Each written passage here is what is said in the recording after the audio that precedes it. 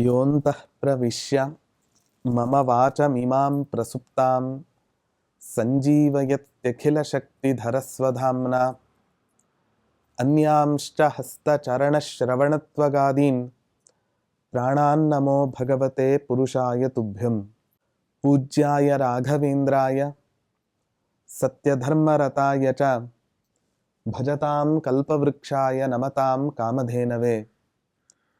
ದುರ್ವಾದಿಧ್ವಾಂತರವಗೆ ವೈಷ್ಣವೇಂದೀವರೇಂದವೇ ಶ್ರೀರಾಘವೇಂದ್ರ ಗುರವೇ ನಮೋ ಅತ್ಯಂತದಯಾಲವೇ. ತಪಸ್ವಾಧ್ಯಾಯ ಶುಶ್ರೂಷಾ ಕೃಷ್ಣ ಪೂಜಾರತಂ ಮುನಿಂ ವಿಶ್ವೇಶಮಿಷ್ಟದಂ ವಂದೇ ಪರಿವ್ರಾಟ್ ಚಕ್ರವರ್ತಿನಂ. ಶ್ರೀ ಗುರುಭ್ಯೋ ನಮಃ. ಹರಿ ಓಂ. ಕೃಷ್ಣಾವಧೂತರು ರಾಘವೇಂದ್ರ ತೀರ್ಥರ ಮಹಿಮೆಗಳನ್ನು ನಿರೂಪಣೆ ಮಾಡತಕ್ಕಂತಹ ಈ ಸಹಸ್ರನಾಮ ಚಿಂತನೆಯಲ್ಲಿ ಅನೇಕ ನಾಮ ಚಿಂತನೆಗಳನ್ನು ನಾವು ಮಾಡಿದ್ದೇವೆ. ಇವತ್ತಿನ ದಿನ ರಾಯರ ಇನ್ನೊಂದು ಮಹತ್ವಪೂರ್ಣವಾದ ಗುಣವನ್ನು ತಿಳಿಸ್ತಕ್ಕಂತಹ ಒಂದು ನಾಮ ಓಂ ತಾತಾಯ ನಮಃ. ರಾಘವೇಂದ್ರ ಪ್ರಭುಗಳು ನಮಗೆಲ್ಲರಿಗೂ ಕೂಡ ತಾತರು ಅಂತ ಹೇಳ್ತಾರೆ.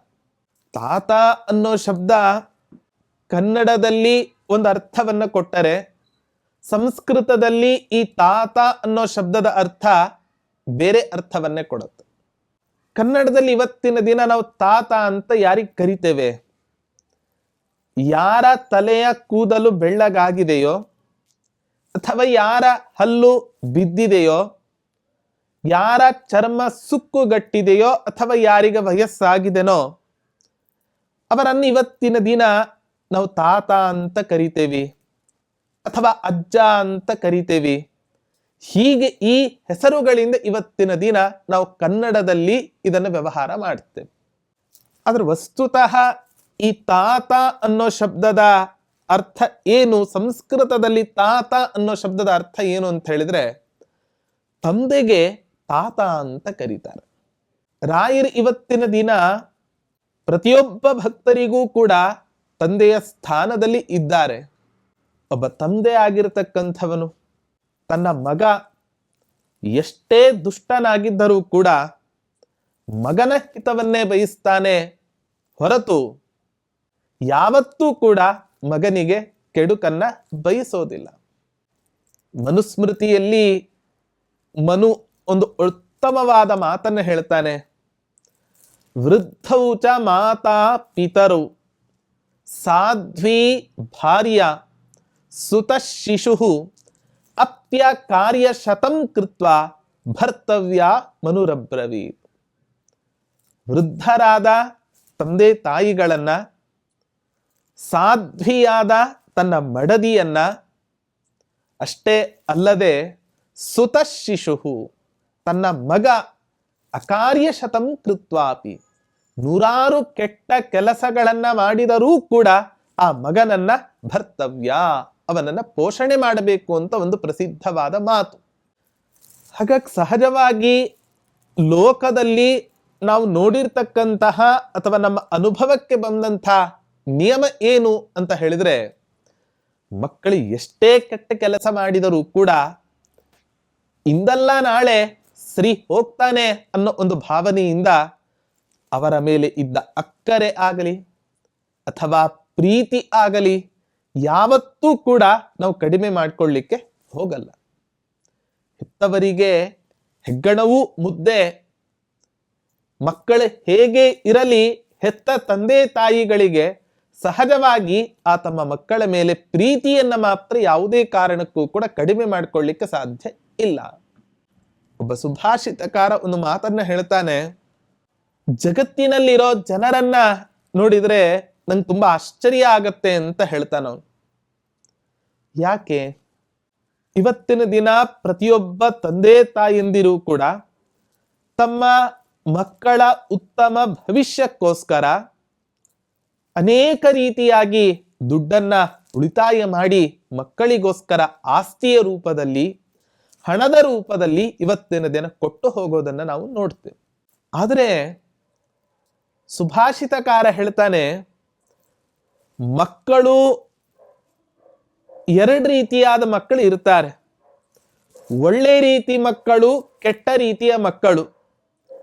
ಒಳ್ಳೆ ರೀತಿ ಮಕ್ಕಳಿಗೂ ಈ ಆಸ್ತಿಯನ್ನು ಮಾಡೋದು ತಪ್ಪು, ಕೆಟ್ಟ ಮಕ್ಕಳಿಗೂ ಆಸ್ತಿಯನ್ನು ಮಾಡೋದು ತಪ್ಪು. ಯಾಕೆ ಒಳ್ಳೆ ರೀತಿ ಇರುವ ಮಕ್ಕಳಿಗೆ ಆಸ್ತಿಯನ್ನ ಮಾಡಿದರೆ ಅವರಿಗೆ ನಿಮ್ಮ ಆಸ್ತಿಯ ಅನುಕೂಲತೆ ಆಗಲಿ, ಹಣದ ಅನುಕೂಲತೆ ಆಗಲಿ ಅವರಿಗೆ ಬೀಳೋದೇ ಇಲ್ಲ. ಅವರೇ ಸಹಜವಾಗಿ ಎಲ್ಲವನ್ನೂ ಕೂಡ ತಮ್ಮ ಬುದ್ಧಿಶಕ್ತಿಯಿಂದ, ತಮ್ಮ ವಿದ್ಯೆಯಿಂದ ಜಗತ್ತಿನಲ್ಲಿ ಹಣವನ್ನಾಗ್ಲಿ ಸಂಪತ್ತನ್ನಾಗ್ಲಿ ಗಳಿಸ್ಕೋತಾರೆ.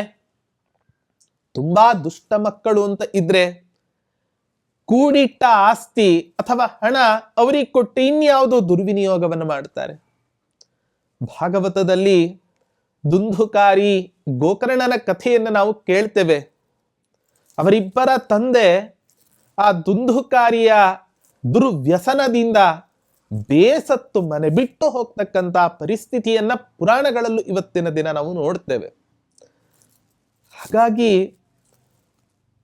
ಲೋಕದಲ್ಲಿ ಸಹಜವಾದ ಒಂದು ನಿಯಮ ಏನು ಅಂತ ಹೇಳಿದ್ರೆ, ಹೆಣ್ಣೇ ಆಗಲಿ ಗಂಡೇ ಆಗಲಿ ಪ್ರತಿಯೊಬ್ಬ ತಂದೆ ತಾಯಂದಿರಿಗೆ ತಾವು ಹೆತ್ತ ಮಕ್ಕಳ ಮೇಲೆ ಸಹಜವಾದ ಒಂದು ಅಕ್ಕರೆ, ಪ್ರೀತಿ, ಮಮತೆ, ಮಮಕಾರ ಎಲ್ಲವೂ ಇದ್ದೇ ಇರುತ್ತೆ. ಹಾಗಾಗಿ ಮಕ್ಕಳಿಗೇನೇ ಕಷ್ಟ ಆದರೂ ಕೂಡ ತನ್ನ ಕಷ್ಟ ಅಂತ ಹೇಳಿ ಅವರ ಕಷ್ಟವನ್ನ ಪರಿಹಾರ ಮಾಡ್ಲಿಕ್ಕೆ ಇವತ್ತಿನ ದಿನ ಪ್ರತಿಯೊಬ್ಬ ತಂದೆ ತಾಯಿಯಂದ್ರು ಕೂಡ ಪ್ರವೃತ್ತಿಯನ್ನ ಮಾಡ್ತಾರೆ. ನಮಗೆಲ್ಲ ಒಬ್ಬ ಮಗ ಅಥವಾ ಒಬ್ಬ ಮಗಳು ಇದ್ರೆ ಅವರ ಕಷ್ಟಗಳನ್ನ ಪರಿಹಾರ ಮಾಡಲಿಕ್ಕೆ ನಾವು ಒದ್ದಾಡಿ ಹೋಗ್ತೇವೆ. ರಾಯರಿಗೆ ಎಷ್ಟು ಜನ ಮಕ್ಕಳು? ವಸ್ತುತಃ ರಾಯರ ಸನ್ಯಾಸಿಗಳು. ಸನ್ಯಾಸಿಗಳಿಗೆ ಮಕ್ಕಳು ಅನ್ನೋ ಪ್ರಮೇಯವೇ ಅವರ ಜೀವನದಲ್ಲಿ ಇರಲ್ಲ. ಆದರೆ ರಾಯರು ಇವತ್ತಿನ ದಿನ ವಿಶ್ವ ಕುಟುಂಬಿಗಳು. ನಾವು ನಮ್ಮ ಮಕ್ಕಳ ಸಮಸ್ಯೆಯನ್ನ ಪರಿಹಾರ ಮಾಡಿದರೂ ಕೂಡ ನಮ್ಮ ಮಕ್ಕಳು ನಮಗೆ ಬಂದ ಸಮಸ್ಯೆಯನ್ನು ಪರಿಹಾರ ಮಾಡತಕ್ಕಂಥ ಮಹಾನುಭಾವರು ಅಥವಾ ತಂದೆ ಯಾರು ಅಂತ ಹೇಳಿದ್ರೆ ಅದು ರಾಘವೇಂದ್ರ ಪ್ರಭುಗಳು. ನನಗೂ ನನ್ನ ಮಗನಿಗೂ ನಮ್ಮ ಮನೆಯಲ್ಲಿ ಇವತ್ತಿನ ದಿನ ರಾಯರ ತಂದೆ ಆದ್ರೆ ಇವತ್ತಿನ ದಿನ ಈ ಪ್ರಪಂಚದಲ್ಲಿ ರಾಯರ ಭಕ್ತರು ಅಂತ ಎಷ್ಟು ಜನ ಇದ್ದಾರೆ? ಇಡೀ ಭಕ್ತ ಕೋಟಿಗೆ ಆ ರಾಘವೇಂದ್ರ ಪ್ರಭುಗಳು ಇವತ್ತಿನ ದಿನ ತಮ್ಮದೇ ಸ್ಥಾನದಲ್ಲಿ ಇದ್ದು ಎಲ್ಲಾ ಭಕ್ತರಿಗೂ ಕೂಡ ಅರ್ಥಾತ್ ಎಲ್ಲಾ ಮಕ್ಕಳಿಗೂ ಕೂಡ ಬರ್ತಕ್ಕಂತಹ ಕಷ್ಟಗಳನ್ನು ಇವತ್ತಿನ ದಿನ ಪರಿಹಾರ ಮಾಡ್ತಾರೆ ಅಂತ ಹೇಳಿದ್ರೆ ರಾಯರನ್ನ ತಂದೆ ಅಲ್ಲದೆ ಏನಂತ ಹೇಳಬೇಕು? ಪಾತೀತಿ ಪಿತಾ, ಒಬ್ಬ ಮಗನನ್ನ ಕಷ್ಟಗಳಿಂದ ಪಾರ್ ಮಾಡ್ತಾನೆ ಅನ್ನೋ ಕಾರಣಕ್ಕೋಸ್ಕರವೇ ಅವನನ್ನ ತಂದೆ ಅಂತ ಕರೀತಾರೆ. ಹಾಗಾಗಿ ಜೀವನದಲ್ಲಿ, ಸಂಸಾರದಲ್ಲಿ ಮಕ್ಕಳ ತೊಂದರೆ ಇರಬಹುದು, ಅಥವಾ ಇನ್ಯಾವುದೋ ವ್ಯವಹಾರದಲ್ಲಿ ತೊಂದರೆ ಇರಬಹುದು, ಆರೋಗ್ಯದಲ್ಲಿ ತೊಂದರೆ ಇರಬಹುದು.